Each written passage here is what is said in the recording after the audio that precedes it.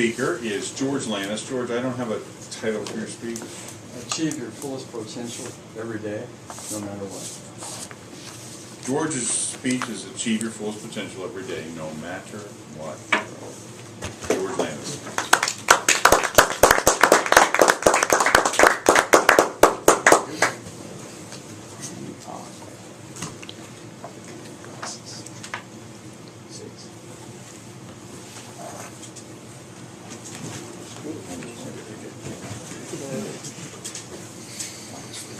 Mr. Toastmaster, do we have any guests tonight? No guests. Fellow Toastmasters. One night this past May, I was sitting at my computer in my home, down in the basement. My wife had called me to dinner. I told her I'd be up in a few minutes. I had made a spelling error, and I went up to fix it. I couldn't move my arm. I sat there for a few seconds. I said, something's wrong. I'll just pause. So I did. I couldn't move my arm. I tried to speak. I couldn't speak. I tried to get up. I slumped down to the floor. My wife came down the basement steps, and she's on her way down. She said, "This better be good." She saw me on the floor. She screamed, called 911. I had had a mini stroke, obviously. That night at the hospital, in between getting jabbed with needles all night and listening to the guy in the next bed moaning all night, I couldn't help but think all over again, you know, it sort of puts life into perspective for you. And you say to yourself, you know, what's it all about? It's sort of like the song, what's it all about, Alfie? Don't worry, I won't finish it. Anyway, I said life to myself is a gift. It's also an opportunity to stop and think about it. And ultimately, it is a challenge. When we think about it, think life is a challenge. How can I meet this challenge? And I believe personally, and I'd like to extend this to you also, how can you and I achieve our fullest potential every day of our lives? Do a flashback to when I'm 12 years old. I'm living with my grandparents on the east side of Youngstown. And I'm in the middle of a fist fight, and I'm getting the you-know-what beat out of me, right? And from the kid next door who had moved in from West Virginia, was about a foot taller than me. Big kid. Anyway, my mom pulls up all of a sudden, gets out of the car and yells out, "Don't quit! Don't quit!" I'm thinking to myself, Mom, can't you see what's happening to me? I'm getting the you-know-what beat out of me. Now I'm going to fast forward to I'm 24 years old, and I'm reading in the newspaper there was a football position open at Warren St. Mary's. And I had known a little bit about Warren St. Mary's. They had won something like 5 years or 5 games in the last 5 years. That's 5 out of 50. That's not too good, right? But I thought, well, I've been a track coach. I've never been a football coach. I'm going to apply for the position anyway. It doesn't, you know. So I did, and guess what? I got the job. I thought to myself, wow, I better do something really different, something unique. So one of the things we did was I called a squad meeting. They came down, had a big blackboard, and I'm going over some plays, and I'm saying to the group, I'm saying, football games are lost at the tackle position. Well, I really drummed this idea home with them. Football games are lost at the tackle position. Well, of course, I should have told the Cleveland Browns that yesterday, right? Anyway, as I'm talking, I noticed one of my football players sort of dozing off, so I walked up to him. I said, "Ed." He said, "Yeah, Coach." I said, "Where are football game lost?" He said, "Right here at St. Mary's, Coach, right here at St. Mary's." That's how I got to so we should start there, right? Now I'm called down to the Rotary Club at a lunch, and they want to meet the new coach in town. So after the luncheon, they're asking me questions. One of the fellows said, "Coach Landis, you're a young man. He says, you've never coached football before. He says, how many games do you think you're going to win your first year? I said, why, all of them, sir.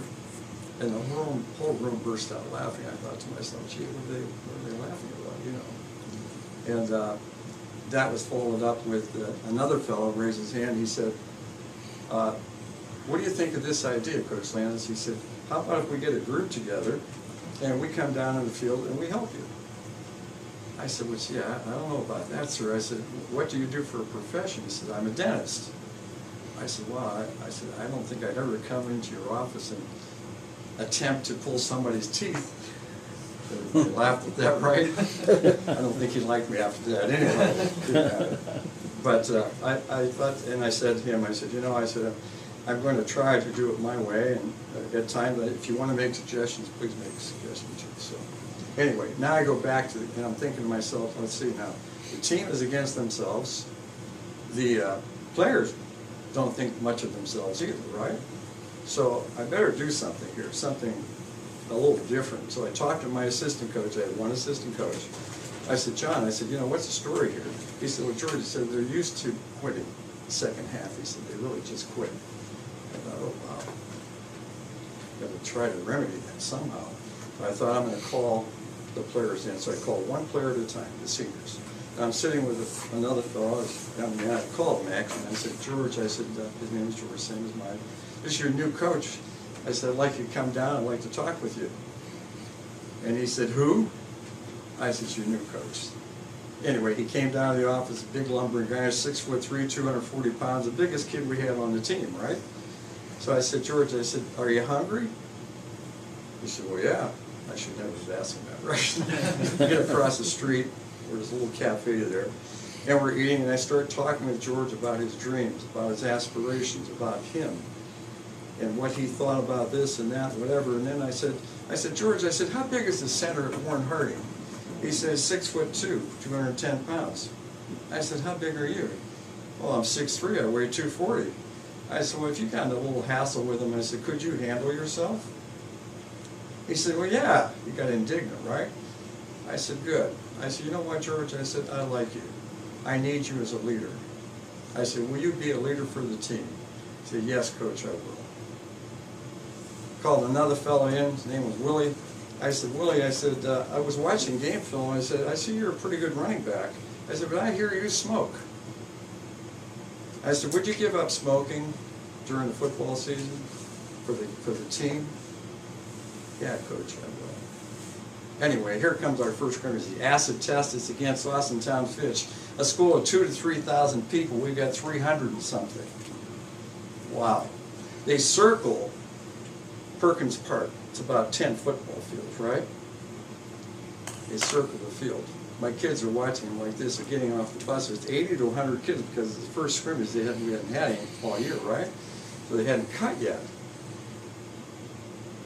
My kids are looking at them like this with their eyes wide open. I'm probably thinking this is what Custer felt like at his last stand, right? At any rate, like I said, follow me. Jogged about a quarter of a mile away, down on one knee. I said, I know it looks overwhelming. You know, I said, but think of it this way. They got 11 guys, they're going to play first, we're going to play our 11, we're going to beat them with our 11. I said, and I'm just going to say one thing to you today. When you're tackling somebody, I want you to go around people, over people, through people, and I don't want you to quit until you hear the last whistle blow. When you're blocking somebody, your guy's on his back, I want you to get up, look for somebody else to block, and I don't want you to quit until you hear the last whistle blow. I said, when you're running with the ball, I want your legs churning like this and pumping until your head's going into the ground, and I don't want you to quit until you hear the last whistle blow. We beat Fitch 3 touchdowns to nothing that day. Isn't that amazing? That night on the evening news, St. Mary's, little tiny Warren St. Mary's, met Goliath today and defeated him. And our kids went just like this. And I want to commend each one of you here on not quitting. I'm amazed, I have to be honest with you, as I watch you people here improving yourselves every week. It's absolutely amazing. And my guess is that you don't quit on your dreams at all. You don't quit on your families. You don't quit on your children. You just don't quit. So I commend you on that. I think the second way that we can achieve our fullest potential in life is to basically get out of ourselves. You know, so often in life we're so consumed with everything we're doing, and we don't think about, help, help! Somebody's out there looking for you to help them. It's amazing. I married a young lady 24 years ago, and she's younger than me, and I said to her, I said, if you want to have children, don't marry me. I said, because I've had 9 children.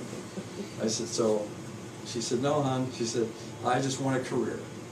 Oh, great. That went on fine for about 10 years. After 10 years, she came home one night from work. She said, sit down, I'd like to talk with you. Oh. So she tells me, I'd like a child. I said, well, what did we say 10 years ago? It's hard to go back 10 years, but what did we say 10 years ago? And she said to me, well, I won't have one. She said, how about if we adopt one? I said, well, I'll think about it. So I gave it a week. I thought about it. She came home from work one night. I said, sit down, I have something to tell you. She said, what's that? I said, I can't do it. I said, I'm too old. I said, I guess I'm not the nice guy I thought I was. I said, I just can't do it. I said, and she started to cry. Now here's a woman who never cries, right? I thought, oh boy. I said, okay. I said, I'll do it, but I don't want to do it. All the way to Russia, I hardly talked to her. We had to go all the way to Russia, right? Mm-hmm. We're in a hotel. Because from Moscow then, we have to stay at a hotel and go to an outer province called Kalmykia the next day. That night, when I hit the deck, I looked up and I said, Lord, it's not in my heart. If this is going to work, you're going to have to change it. Next day, we fly to Kalmykia, get to the orphanage. She's inside talking to one of the administrators. I'm out in the yard, and I'm waiting for her. Pretty soon, this lady walks towards me, pulls this little child in front of me, and says, Papa, in Russian to her. I looked down at her, she looked up at me, I went like this, and I was done.